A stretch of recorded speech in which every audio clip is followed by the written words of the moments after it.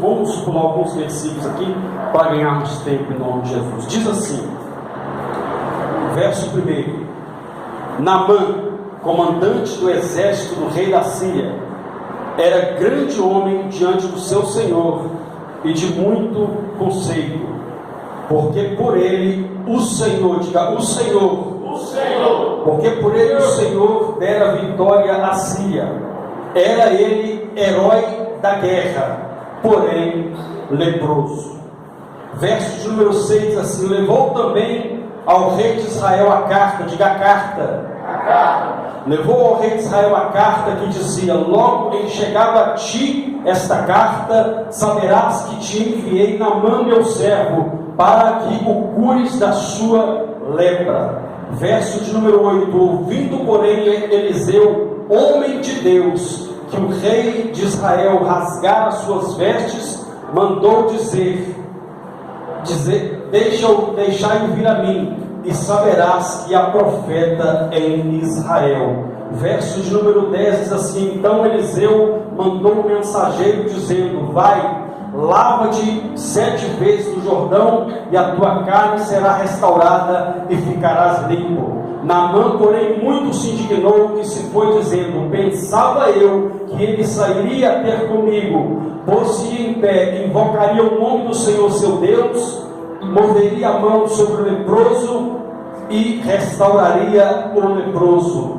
Não são porventura Abana e Farvá, rios de Damasco, melhores do que todas as águas de Israel? Não poderia eu lavar-me neles e ficar limpo? E voltou-se e foi com indignação. Então chegaram-se os seus oficiais e lhe disseram: meu pai, se houvesse dito o profeta alguma coisa difícil, acaso não a farias? Quanto mais, apenas lava-te e ficarás limpo. Então desceu e mergulhou no Jordão 7 vezes, conforme a palavra do homem de Deus, e a sua carne tornou-se como a carne de uma criança e ficou limpo. Amém? Pode se assentar sobre o nome de Jesus. Glória a Deus. Amém? Irmãos, nós lemos aqui um texto da palavra de Deus. Eu creio que, se não todos, a maioria já ouviram falar acerca do comandante Naamã, do milagre que Deus operou na vida de Naamã. Creio que a maioria. E nós lemos esse texto e a Bíblia nos mostra claramente que Naamã, ele vivia 2 guerras. Quantas? 2 guerras. Naamã vivia aquela guerra a qual ele saía com os seus soldados, com os seus cavaleiros, com os seus, guerreiros, com espada, com lança, com cavalos, enfim, com todo o armamento. Era a guerra, física que ele travava todos os dias, porque a Bíblia declara que ele era um campeão de guerra, ele era um herói de guerra. E qual que era a outra guerra que ele vivia? Era uma guerra interna. Era uma guerra que ele travava, que ele não conseguia vencer. Por mais que ele tinha conhecimento, por mais que ele tinha preparo, em guerras, físicas, mas essa guerra ele não conseguia vencer. Mas tanto aquela primeira, que é uma guerra física, tanto a guerra espiritual que travava a sua alma, todas elas nós só vamos vencer com a ajuda daquele que pode todas as coisas. Ele está aqui nessa noite para liberar sobre a sua vida uma palavra. Quem crê, aplaude e glorifique esse Deus que é todo poderoso. Então Naamã travava uma batalha, uma guerra no seu interior. Lá fora ele vencia, lá fora ele conquistava, lá fora ele era aclamado pelas pessoas, lá fora ele tinha o respeito das pessoas, ele tinha, ele era honrado, ele era aplaudido pelas pessoas. Mas quando ele entrava dentro de casa, ele se deparava com a sua realidade. Ou seja, nenhuma vitória fora de casa vai justificar a derrota dentro de casa. Lá fora ele era vencedor, mas dentro de casa ele era um derrotado, ele era um escravo de uma situação. E a Bíblia diz então que Naamã ele venceu essa guerra. Naamã ele enfim conseguiu vencer tanto aquela lá fora, mas também aquela que ele vivia na sua alma. E muitas das vezes você tem enfrentado situações, você tem enfrentado momentos, adversidades, que você tem tido como Naamã, como fazer para vencer, como sair dessa situação. Porque entenda uma coisa, a Bíblia diz que Naamã, ele vivia num tempo não como o nosso tempo de hoje. Hoje a medicina, meu irmão, é muito avançada. Naquela época, não é como hoje. Quem imaginaria eu, né? Desde a minha infância, quem imaginaria que hoje, chegando no dia de hoje, encontraria, né, certos tipos de transplante de coração, até transplante de cabelo estão fazendo. Quem diria? A medicina avançada. Por quê? Porque Deus, ele dá inteligência para o homem, para usar em prol do seu próximo. Então Deus ele não está parado no tempo. Deus continua abençoando a raça humana. Deus continua cuidando do seu povo, porque tudo está no controle da mão de Deus. Você pode perder o controle, mas aqui tem um Deus que não perde o controle da sua história. A Bíblia diz claramente que Naamã, ele não tinha o controle dentro da sua casa. Imagine comigo a história, aquele homem entrando dentro de casa, porque ele estava preso a uma lei que até então ele tentou esconder. Porque a lei, naquele tempo havia uma chamada lei do leproso. O leproso não podia ficar no meio da sociedade. O leproso não podia ficar nem na sua casa. Ele tinha que ser jogado numa cidade chamada cidade de refúgio, ou seja, o lugar, a cidade dos leprosos. E ali ele tinha que ficar confinado até o dia da sua morte. Mas a Bíblia diz que Naamã ele tentou dar um jeito, ele tentou esconder o seu problema, tentou maquiar a situação. Ele ia para a guerra, colocava um armamento, colocava uma roupa, colocava um armamento, e ninguém se dava conta que Naamã era leproso. Porque pela lei, ele tinha que estar confinado. Mas o maior confinamento estava na alma daquele homem.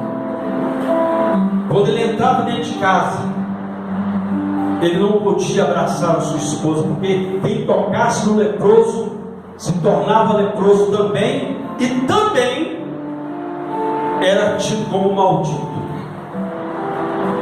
Imagine você chegar na sua casa e não poder abraçar os seus. Nós vivemos isso alguns tempos atrás, a chamada pandemia, mas graças a Deus que nada pode deter aquilo que pode, enfim, nada pode impedir aquilo que Deus preparou para mim e para a sua vida. A pandemia não pôde me parar, a pandemia não pode te parar. Por isso hoje estamos alegres, porque é um Deus que cuida do teu povo nessa terra. A Bíblia diz então que Naamã, então ele entrava dentro da sua casa, era a história dele, mas tinha que ficar afastado. Entrava no seu carro, tirava aquela roupa fétida, porque as feridas apareciam devido à lepra. Mas a Bíblia diz que numa das guerras, a qual a Bíblia nos diz que o Senhor deu vitória para Naamã contra o próprio povo de Deus. Como assim, pastor? Deus deu vitória para um inimigo? Não, meu irmão, Deus não deu vitória. Deus usou um meio para mostrar para o povo dele que ele ainda é Deus. Porque todas as vezes que um homem ou uma mulher de Deus vira as costas para Deus, está arrumando problema para ele mesmo. A Bíblia diz que Naamã invadiu Israel, guerreou, levou pessoas cativas, e no meio dessa leva ele levou uma menina e levou para sua casa para ser empregada da sua esposa. Ali estava o segredo de Deus para mudar a história de Naamã. Ali estava o segredo de Deus, ali estava, enfim, a arma de Deus, ali estava a solução de Deus para a casa de Naamã. Você não entendeu? Em você está a solução de Deus para a sua casa, em você está a solução de Deus para a sua família, em você está a solução de Deus para mudar a história da sua vida. Você é a solução de Deus nessa terra. Meu irmão, se o mundo hoje não está pior, é por causa da igreja. Tem igreja do Senhor aqui na terra? Nós unidos somos a igreja do Senhor. E a igreja é o remédio que a terra precisa. Aí vou repetir tudo. A igreja é o remédio de Deus que a terra precisa. Mas aquela menina era uma menina que era crente de verdade. Ela era crente. Ela não era escrito meia boca, diz que é crente, mas não, ela era crente de verdade. Porque tem crente, se pisar no carro dele hoje, comigo é 880. Se vir, eu vou para cima. Se pisar no meu carro, vai me empurrar aquele encrenca. Tem crente que é desse jeito. Não vou, eu vou partir. Eu vou falar aí na cara. Quer falar comigo? Eu vou lá e resolver na. Que crente que é esse? Não, pastor, só não sabe. Eu não tenho sangue de barata, graças a Deus. Nós temos o sangue de Jesus na nossa vida. O crente de verdade, ele valoriza o sacrifício de Jesus. Aleluia. O que Jesus disse? Orai por aqueles que vos perseguem. Abençoai aquele que vos maldizem. O que eles estão falando? O que eles estão dizendo de você? Fica tranquilo, porque tem uma promessa sobre a sua vida. Vou repetir de novo: o que falam de você, o que deixam de você, fica tranquilo, porque tem uma promessa de Deus sobre a sua vida. Que promessa é essa? É aquela que Deus liberou sobre a vida de Abraão. Deus falou a Abraão: em ti serão benditas todas as famílias da terra. Todos aqueles que creem no Deus de Abraão serão abençoados. E que promessa é essa? Deus falou com Abraão, e como está falando comigo e com você nessa noite: Abraão, aqueles que te abençoarem, eu vou abençoar, mas aqueles que te amaldiçoarem, fica tranquilo, porque eu, Senhor, vou amaldiçoar.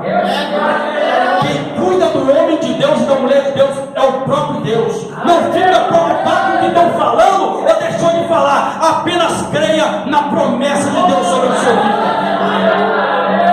A Bíblia diz claramente que Naamã, então, ele estava lá, e de repente aquela menina vê aquela história e olha para a esposa de Naamã: olha, oxalá quem dera o meu Senhor estivesse lá em Israel, porque lá tem um homem de Deus, lá tem um homem de Deus, lá tem um servo de Deus.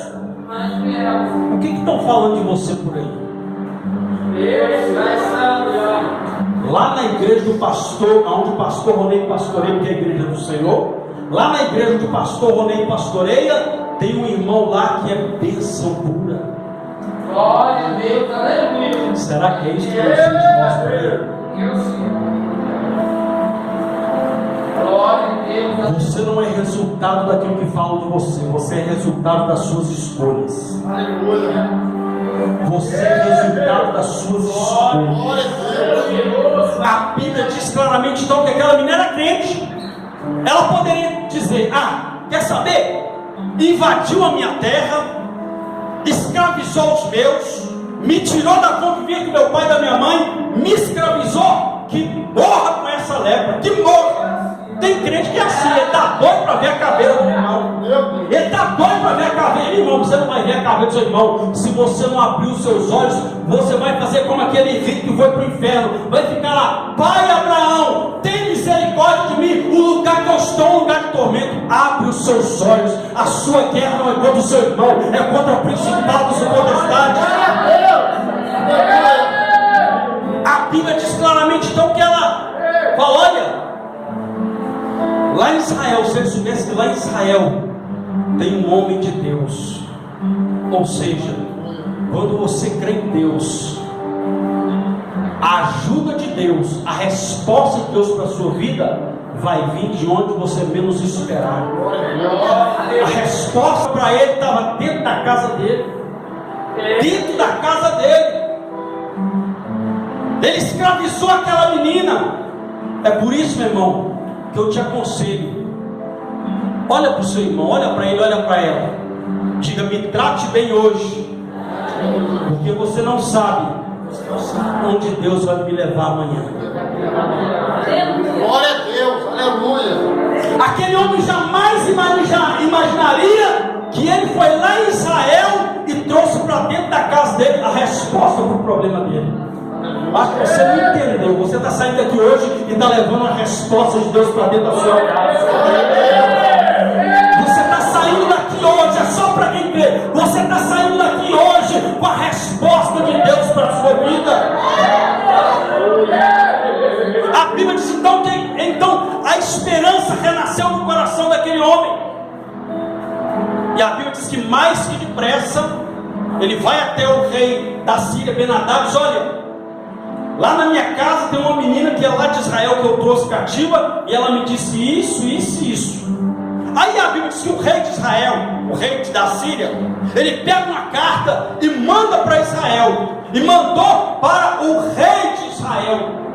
Só que, entenda uma coisa, ele pega aquela carta, escreve lá, e nós lemos o texto e diz: olha, eu estou te enviando o meu servo, não foi o que nós lemos, eu estou te enviando o meu servo Naamã para que você o cure. O problema está aí.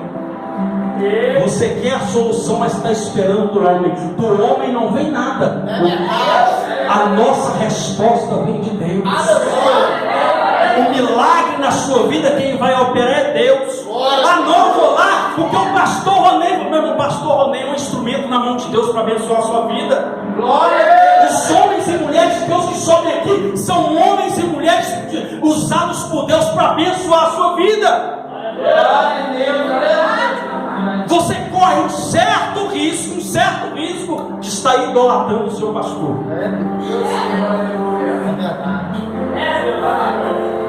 E todo idólatra é traiçoeiro. Vou repetir de novo: todo idólatra é traiçoeiro. Sabe por quê? Porque muitos não adoravam Jesus, idolatravam. No dia que viram Jesus ir para a cruz, muitos viraram as costas. O dia que aconteceu, não, bem que eu achei que tinha alguma coisa diferente aqui. Enquanto Jesus estava operando milagre, esse é o rei, mas na hora que Jesus foi para a cruz, se eu não é o rei, então desce da cruz. Traiçoeiro, idólatra. Então idolatria, meu irmão, não é só imagem. Idolatria é tudo que você coloca no lugar de Deus no seu coração. Tudo que você colocar no lugar de Deus no seu coração, isso é idolatria. Isso é idolatria. Idolatria não é matéria, não é pessoa. Idolatria é sentimento. É aquilo que você coloca no seu coração.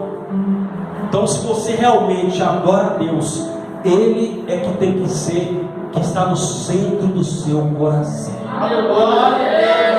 Aí a Bíblia diz então que ele envia a carta, mas enviou para a pessoa errada.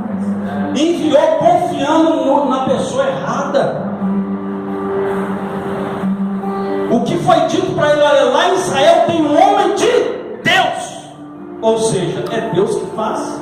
Ele é um homem de Deus, é usado por Deus, é Deus que opera através da vida dele, não é ele que vai fazer. Eu vou lá na igreja porque o pastor Ronei vai orar, ele vai orar e Deus vai, e ele vai orar por mim, e eu vou ser. Foi isso que Naamã falou. Eu pensei que ele chegava perto de mim, ele ia mover a mão sobre mim, invocar o nome do seu Deus e restauraria o leproso. Por que ele não falou? E Deus restauraria o leproso? Porque a carta foi essa: eu te enviei para que você o cure. Ele não enviou a carta dizendo: eu te enviei ele para que você olhe ao seu Deus e o seu Deus libere a cura sobre a vida dele. Então não adianta estar no lugar, você está no lugar certo, você está na casa de Deus. Glória a Deus. Não adianta você estar no lugar certo, mas com uma intenção errada. Não adianta você estar no lugar certo, mas com o sentimento errado. Aqui é lugar de fé. Aqui é lugar de fé. Aqui é lugar de crença, de quem crê no único Deus que pode mudar a sua história. Esse não é outro lugar, senão a casa de Deus. Infelizmente tem muita gente achando que aqui é a casa da mãe Joana. Não, aqui é a casa de Deus. A Bíblia diz: tem respeito, tem reverência quando entrares na casa do Senhor teu Deus. E lembre-se que Deus está no céu e você está na terra. A Bíblia diz então que ele queria vencer, mas mandou o problema, confiou na pessoa errada, mandou a carta para o lugar errado. A minha oração, a sua oração é uma carta para Deus. Então não deixe de colocar a sua petição diante daquele que pode resolver todas as coisas. Deus abençoe o pastor Ronei. Usa o pastor Ronei para ser um instrumento na minha vida, para ser um instrumento do Senhor para operar na minha vida. Usa o pastor Ronei, abençoe o pastor Ronei. Ore pelo seu pastor. Você quer que Deus opere? Está aqui o instrumento de Deus para abençoar a sua vida. A Bíblia diz então que Deus enviou para a pessoa errada, confiou na pessoa errada. Uns confiam em carros, outros em cavalos, porém nós fazemos menção do Deus que fez os céus e a terra. A sua confiança tem que estar plenamente em Deus. Segundo, a Bíblia diz então que quando o rei de Israel pega aquela carta e lê, a Bíblia diz que ele rasga as vestes, na mão, Eliseu fica sabendo, diz: olha, fica tranquilo, rei, não precisa, manda ele vir, porque ele vai saber que tem profeta em Israel.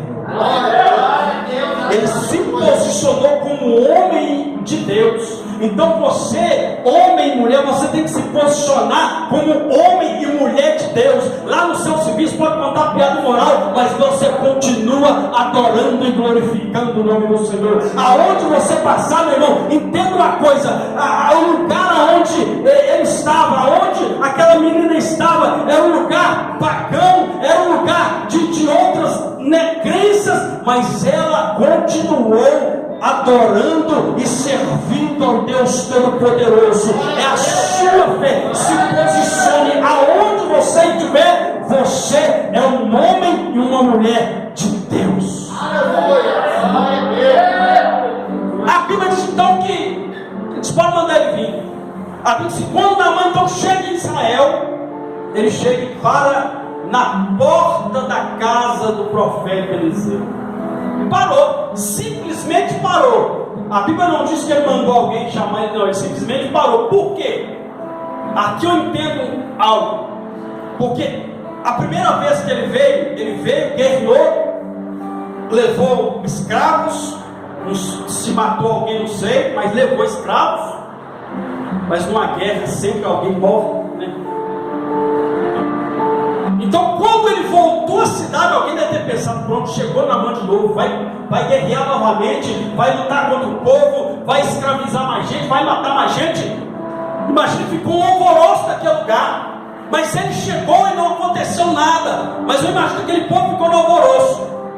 Então lá de dentro da casa do profeta Eliseu, o seu servo Geazi, imagino eu, porque ele era curioso, chegou na janela e olhou: Naamã está aí fora, agora nós estamos fritos, agora nós estamos num beco sem saída.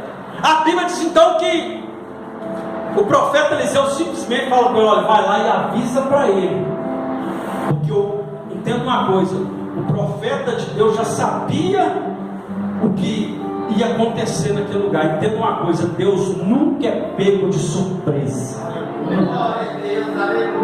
Nunca. E se você confia em Deus, você nunca vai ser pego de surpresa. Vou repetir de novo: se você crê em Deus, você nunca vai ser pego de surpresa, porque tudo que está acontecendo, Deus já sabe e Ele vai te mostrar. Fica tranquilo, apenas creia nele. A Bíblia diz então que ele diz: olha, manda ele, fala com ele para ir lá e mergulhar no Jordão 7 vezes, que ele vai ser curado. Liberou uma palavra. A Bíblia diz que ele ficou indignado. Ele ficou indignado. Que isso? Eu saí lá daquele lugar, lá daquela cidade, para vir até aqui, para ele me pedir para mergulhar no rio barrento, porque o rio Jordão era um rio barrento, era um rio de águas turvas. Não era um rio de esgoto como o rio Arrudas, não, mas era um rio de águas turvas. E ele disse: que isso? Vim de lá para me pedir para mergulhar. Por que ele não mandou alguém para falar: olha, mergulha aí no seu habitat aí na Síria, aí em algum rio por aí, mergulha? Não, mergulha no Jordão. Mergulha no Jordão. E ele ficou indignado. E tem gente que é assim. Deus fala algo com ele, ele fica indignado com a palavra de Deus. Sabe por quê? Porque nós estamos vivendo uma geração que a pessoa quer que Deus fale aquilo que ele quer ouvir.